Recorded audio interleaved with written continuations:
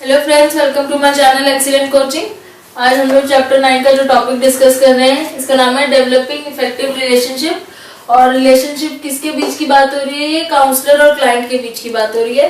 तो यहाँ पे दोनों के बीच में एक इफेक्टिव रिलेशन बनाना बहुत जरूरी है, क्योंकि काउंसलिंग करने जो लोग आते हैं वो वैसे ही लोग होते हैं जिनके रिलेशनशिप्स आपस में अच्छे नहीं होते किसी के साथ, और रिलेशनशिप ना अच्छे होने की वजह से उनको लाइफ में प्रॉब्लम हो रही होती है, स्ट्रेस हो रहा होता है। रिलेशन मतलब किसी के साथ भी हो सकता है, अपने सीनियर के साथ हो सकता है, कोलीग के साथ हो सकता है, घर में हो सकता है, फ्रेंड के साथ।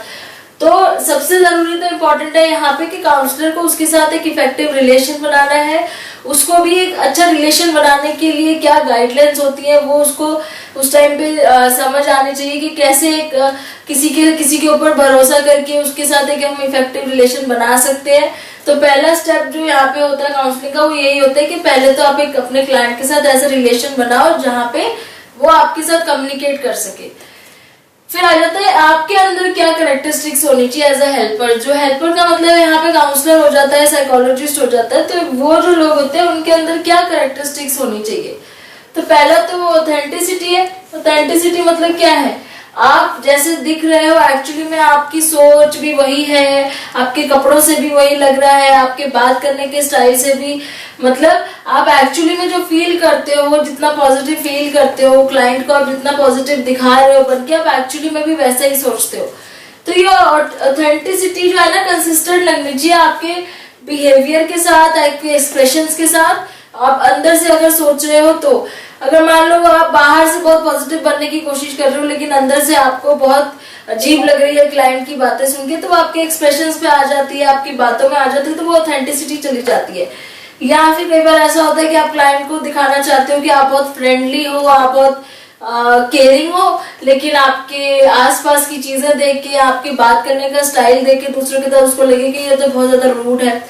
तो आप ऑथेंटिक लगने चाहिए अपने क्लाइंट को। जो भी आपकी अपने बारे में सेल्फ परसेप्शन है, जो लोग आपको आपके बारे में बताते हैं, जैसे कि हम जिन्हें सिग्निफिकेंट अदर्स बोलते हैं, जो हमारे बारे में हमें बताते हैं कि हम ऐसे हैं वैसे हैं, वो ऑथेंटिकली आपके अंदर वो फीलिंग्स और वो सब क्लाइंट को भी नजर आनी चाहिए। ठीक है। उसके बाद पॉजिटिव रिगार्ड फॉर अदर्स होना बहुत जरूरी है। ये हम पहले भी पॉजिटिव रिगार्ड वर्ड बहुत बार यूज कर चुके हैं कि क्लाइंट जो काउंसलर है या जो साइकोलॉजिस्ट है, उसके अंदर अपने क्लाइंट के लिए, उसकी बातों के लिए पॉजिटिव रिगार्ड होना बहुत जरूरी है। उसको नेगेटिवली बिल्कुल नहीं लेना है। जो भी वो बता रहा है उसके आइडियाज वगैरह सब एक्सेप्ट करने हैं, ताकि हम उसकी जो एंजाइटी है उसे कम कर सके। एम्पैथी होनी बहुत जरूरी है। आपको सेम फील करना है जैसा वो क्लाइंट फील कर रहा है, आपको वैसा ही, आपको उसके ऊपर दया नहीं करनी है, आपको उसको अपनी जगह, उसकी जगह पे अपने आप को रख के फील करना है कि वो कैसा उसको फील हो रहा है उस टाइम पे। पैराफ्रेजिंग करनी आपको आनी चाहिए। जो क्लाइंट बोल रहा है उसी चीज को आप अपने दूसरे वर्ड्स में बोल के आप चेक कर सकते हो कि आपने जो सुना वो ठीक है, आपको जो समझ में आ रहा है वो वही है जो क्लाइंट कह रहा है। तो आप चाहे तो आप चेक कर सकते हो, उसी की बातों को दूसरे तरीके से बोल के, दूसरे वर्ड्स में बोल के, उसको पैराफ्रेजिंग बोलते हैं। और जनरली जब हम पैराफ्रेजिंग करते हैं और पॉजिटिव रिगार्ड रखते हैं तो हम आई की जगह, यू की जगह आई का यूज ज्यादा करते हैं। जैसे कि हम यू नहीं बोलते, you are saying, you are saying. तो जनरली से कि I am saying, I word का यूज ज्यादा होता है। तो उसके क्लाइंट को ये नहीं फील करना है कि सब कुछ आप उसके ऊपर थोप रहे हो कि आपने बोला, आपने बोला। आपने जनरली ऐसे लेके चलना है कि आप दोनों एक ही हो, आपके बीच में बहुत अच्छा रिलेशन है और आप दोनों एक ही सिचुएशन को एनालाइज कर रहे हो। उसके बाद आता है एथिक्स ऑफ काउंसलिंग। काउंसलिंग के कुछ एथिक्स होते हैं जिसका जानना बहुत जरूरी है, क्योंकि एक सर्विस सेक्टर का काम है, आप किसी को सर्विस दे रहे हो।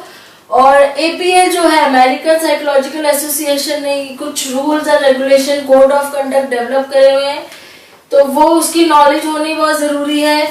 आपको लीगल इश्यूज का पता बहुत जरूरी होना है कि क्या आपने क्लाइंट को बताना है, कैसे, कितना बताना है, किन चीजों का ध्यान रखना है जब आप इस तरीके से काउंसलिंग करते हो किसी की। और अगर कभी कोई इशू हो जाए एथिकली, तो आपको प्रॉपर कंसल्टेशन लेनी है उसको सॉल्व करने के लिए। और अप्रोप्रिएट प्रोफेशनल असर्टिवनेस होनी चाहिए आपके अंदर कि आप अपने पॉइंट पे स्टैंड कर रहे हो लेकिन पॉजिटिवली कर रहे हो, झगड़ा नहीं। अगर आप ही नेगेटिव हो जाओगे तो आप एक काउंसलर नहीं हो सकते, आप एक साइकोलॉजिस्ट नहीं हो सकते। आपको हमेशा पॉजिटिवली अपने पॉइंट को पुट करना है। कहीं पे अगर ऐसा लगता है कि कोई ऐसा इश्यू उठता है कोई एथिकली, जहाँ पे क्लाइंट बोल देता है कि शायद आपने ठीक नहीं बोला या कोई भी रीजन हो सकता है, तो ये नॉलेज होनी है एथिक्स की बहुत ज्यादा जरूरी है काउंसलिंग में। और ये सब चीजें ट्रेनिंग, एजुकेशन और इन सब चीजों से पता चलती है। तो ये हमारा चैप्टर यहाँ पे खत्म होता है, 12th का सिलेबस भी खत्म होता है। अब एक वीक के गैप के बाद हम लोग इसके क्वेश्चन आंसर्स डिस्कस करेंगे। सारे चैप्टर जितने हमने पढ़े हैं क्वेश्चन आंसर्स डिस्कस करेंगे, शॉर्ट लॉन्ग दोनों। उससे हमारा पूरा सिलेबस रिवाइज हो जाएगा बारी बारी हर एक चैप्टर। तो इसको यहाँ पे फिनिश करते हैं। आई होप आपको पूरा जो सिलेबस था जो भी है सब समझ में आ गया होगा। और थैंक्स फॉर वॉचिंग।